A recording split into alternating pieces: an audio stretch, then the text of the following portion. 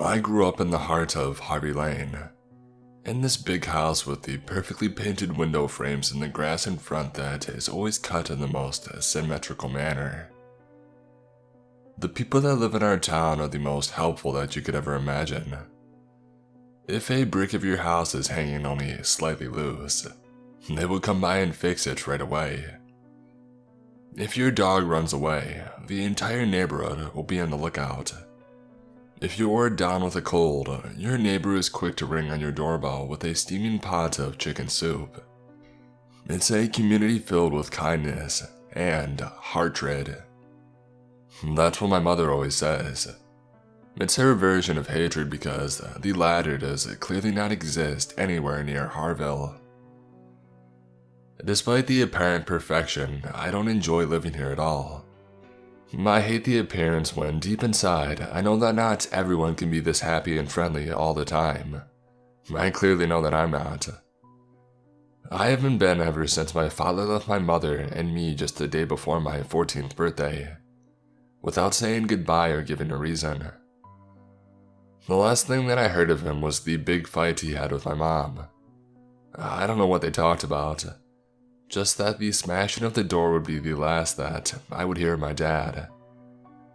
I imagined my mother would be sad, but she smiled nonetheless, and told me how that it is his own fault to voluntarily leave the most wonderful place on earth.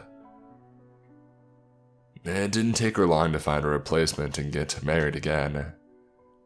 Doug is even more enthusiastic than her, and it makes the bile in my stomach move up every time that I talk to him. 2 years had passed already, but I still couldn't warm up to Doug being around. Not because he treated me badly in any way. He was always grinning and making dumb jokes. He would cook dinner and he'd help with my homework. On the outside, he was acting great, but every time he was around, my gut would scream that something was awfully off about him. Admittedly, I enjoyed my time at Ivy Lane when I was a child. Mom and Dad would take me to the playground and I would play until my eyes could hardly stay open anymore, and my feet were sore. That's where I met my best friend, Elias, too. He has those types of eyebrows that always made him look a little mad, and I think, as he grew up, we both started to take on the anger that we were missing here. Back then, though, we would happily play all day, while my parents sat on the grass with the other families to have picnics and talk about the wonderful life of Harville. If you looked at the people here, you might understand why they enjoy being here so much. There are no problems in our small town. We don't have poverty, violence, or anger. Everything is regulated so you never have to worry even if you're alone. Maybe the reason we never leave is that everyone that lives here is afraid of the reality of the world out there. Of course, that's only what it looks like on the outside. They don't speak about the disappearing children in public after all. At first, I was too young to understand. Every year or so, there would be whispers about another girl or boy being lost without a trace. I would hear Dad speak to Mom about the dangers of Harvey Lane and feel the anxiety build up. These things happen everywhere, Marcus. You are simply more aware of it due to the contrast. It's easy to be upset by something when all you know is peace and harmony, my mother said in a melodic voice. It's easy to be upset when our child could be next, my father responded in a stern tone. That's about the time Mom noticed that I was eavesdropping. Her smile disappeared from her face for a split of a second. It was the last time they discussed the matter of the children at home. I, on the other hand, had lots of questions, but at night when I was in bed, Dad came up to me to assure that I would never be in trouble. As long as you're back inside before the streetlights turn on, you will always be safe in here with your mother and I. All right, buddy? He patted my head and moments later, I forgot all about the only dark side of Harville. That was a long time ago. I was far beyond the age of being home by dark, and I knew for a fact that my dad would not be there when I got back. Honestly, I had been trying to spend as much time away from home as I could. I wasn't exactly afraid that whoever or whatever was making children disappear would take me next. I was almost an adult by now. Besides, Elias always said that those kids weren't taken. They ran away because they couldn't bear this utopia that was more shine than substance. He wasn't wrong. If it wasn't for my only friend who was now the only cynical person that I knew here, I would have been long gone as well. But with him, I somehow had gotten used to the simple life that we lived here. I didn't know anything beyond it after all. Things were going pretty alright considering everything. The last disappearance had been months ago and was not framed as one. Dylan Dullins, the 13-year-old boy of one of the most well-known families around. The Dullins were always around when anything in town took place. Mrs. Dullins always organizes the annual Christmas festivities. She gets the big tree for the town center, takes care of decorations, and leads the carol singers through the streets. Mr. Dullins is the head of the Homeowners Association. He's the one you need to talk to if you want the slightest change in town, and he'll always forbid it with the most friendly smile. They have 4 other children, which are all extremely popular and pretentious. When Dylan suddenly stopped coming to school, everyone was told that he was sent to a prestigious boarding school across the ocean. We know it was a lie, but nobody said a word. I think most parents were just glad their children were still around. After Dylan, we had a quiet phase concerning children, but an exciting season for Harville. There were even more festivities. The few streets with broken pavement were repaired. The town looked better than ever before, and its residents were so cheerful that it could hurt your eyes and ears. I gave up trying to talk to Mom and Doug about any of these issues. They always had a different reasoning and would simply try to convince me to join a club, a neighborhood party, or the Scouts. I had stopped joining any events in town a while ago, and had tried to distance myself from my stepfather and mother as much as I could. Ignorance can be bliss until the problem comes close enough for you to worry. It started with a flicker of a streetlight, the way they do when the light is close to dying down. The bulb is tattered but not yet broken, a first warning sign that it needs change. As I continued walking down the empty street to my home, I passed the lamp with a flicker and looked up. Little insects were being attracted by the slowly vanishing light before it suddenly turned dark.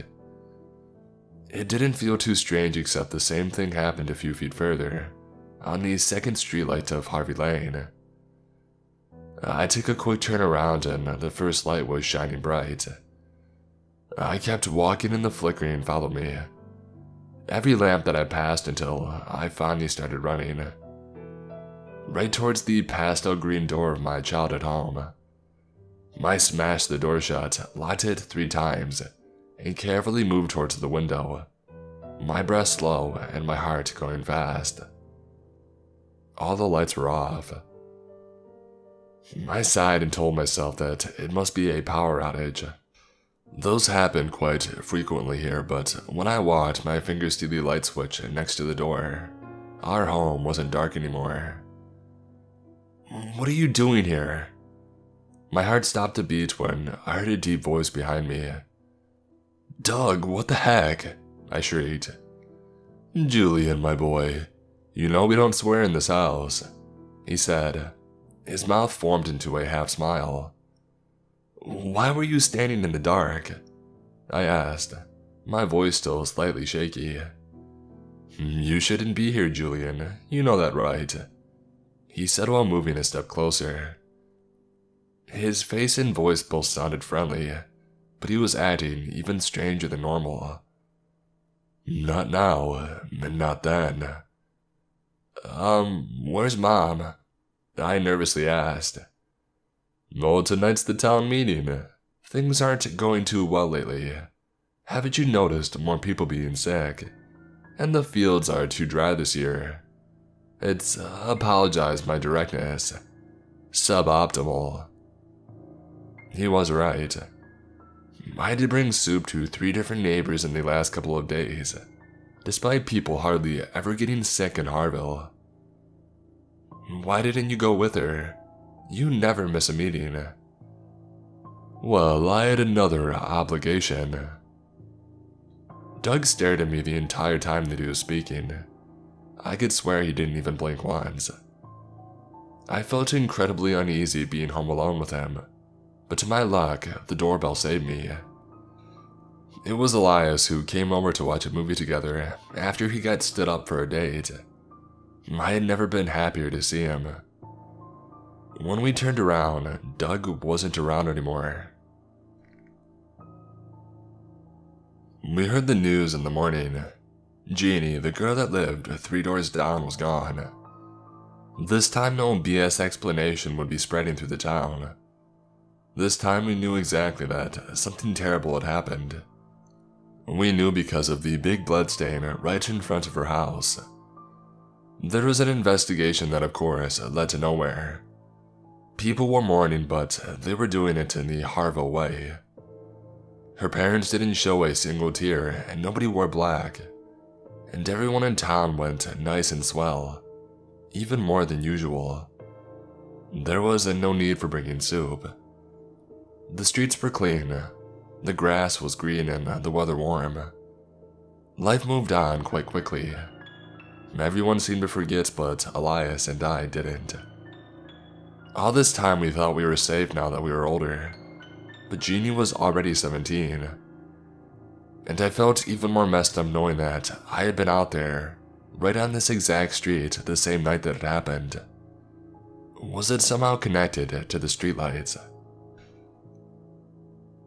The following week, Elias and I decided to do something that we had never done before. We went to a town meeting. It started at 8 p.m. I knew both Mom and Doug would be there, and after last week, I had been avoiding them as much as possible. Especially when I saw the big, bright smile on Mom's face when she prepared scrambled eggs while nonchalantly speaking about the girl that we lived next door to disappearing. I could bet that I saw her eye twitch a little when she spoke about how hard it would be to clean up the blood, but that was all. We cycled down to the town hall, but made sure to leave our bikes a street further to make sure nobody would see us. Nobody under the age of 18 is allowed at the meetings. When we were sure that everyone was inside, we quietly made our way to the front hall. It was empty. They were all in the big meeting room. Maybe this was a bad idea, I whispered. Shh. Elias quietly walked up towards the door, which was opened just a crack. He waved me over and I reluctantly moved closer. They are all clapping, Elias whispered, as we hunched down next to the door. A big Harville congratulations to the Murrays. The clapping became louder and cheering followed. The Murrays were the parents of Jeannie. We are all so happy to have you as a part of our community. We know best how wonderful the honor of sacrifice is, Mr. Dullen spoke. All our families have given, and we all receive, just the way that it should be. My heart was racing and I wanted, no I needed, to hear about what kind of satanic ideas they were preaching. But after the bit of cheering, they went on with the regular program as if nothing had happened. Sacrifice? What the actual hell? Elias almost shouted after we made our way back outside. I stayed quiet for a while. I had known for a long time that something was off about the picture-perfect appearance of Harville, just not how bad it was. The parents here give up their own children to have, what, a nice neighborhood? My entire body was shaking. That night, I mumbled, I think I was supposed to disappear. I thought about the streetlights. If I hadn't been freaked out by them so much, I wouldn't have run home. It was almost like something was trying to warn me. Or someone. And maybe my dad didn't leave voluntarily either.